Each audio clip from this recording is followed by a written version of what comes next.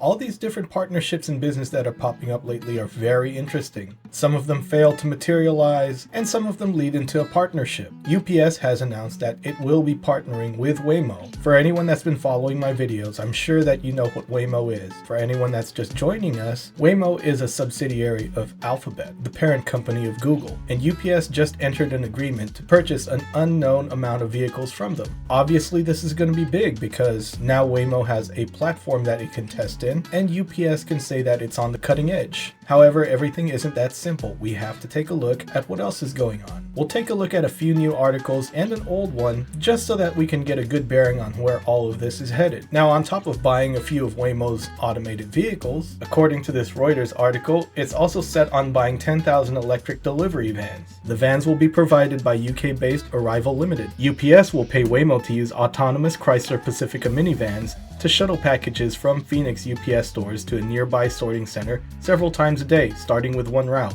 Obviously, it's in competition with FedEx. It also used to be an Amazon partner until Amazon decided to partner with Rivian.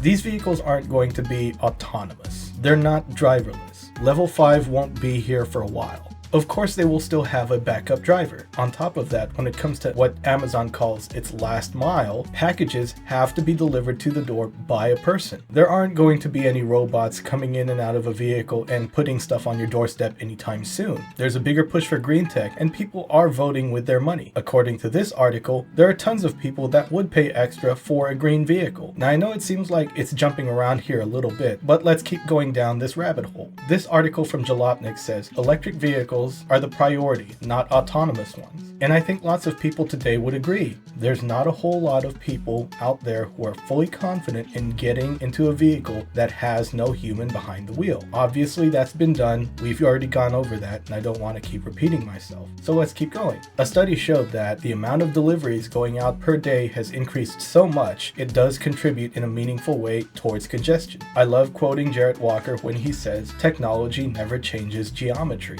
What that means is when it comes to gridlock, when it comes to traffic in urban areas, the problem is always going to be the amount of people that have to move in a certain space that can't expand. You simply need more space to move more people. And he does state here that in low density and rural areas, this wouldn't really be a problem.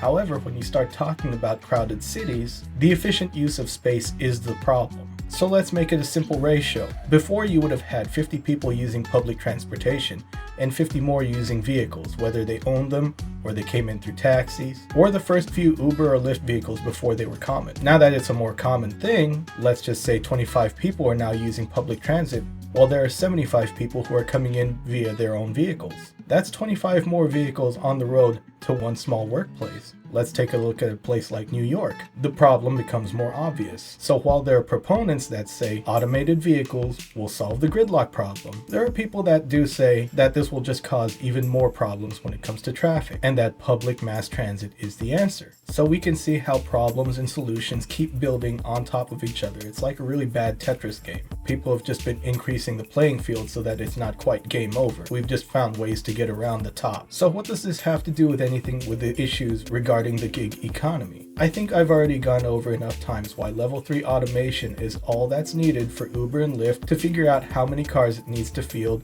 in order to replace drivers in heavy congested areas. I'm not going to keep beating that dead horse. But if the public keeps buying at the rate that they are right now, the volume of commerce is going to overwhelm that last mile. So who knows, maybe in 5 to 10 years, the future of gig work is going to revolve around the economy. Instead of shuttling people from one destination to the next, maybe what we're going to see is the need for people to fill in for that last mile. If you want to see how the people in Silicon Valley think about the future, it pays to read what they write. I'll go ahead and park this quote from Satya Nadella right here. He's the current CEO of Microsoft. "We must respond to opportunities before they become conventional wisdom.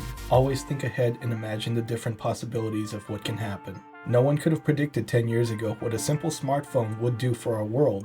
Now we can't even put the things down. You're probably watching me on one. And if you drive, you definitely work from one. Never fall behind the curve.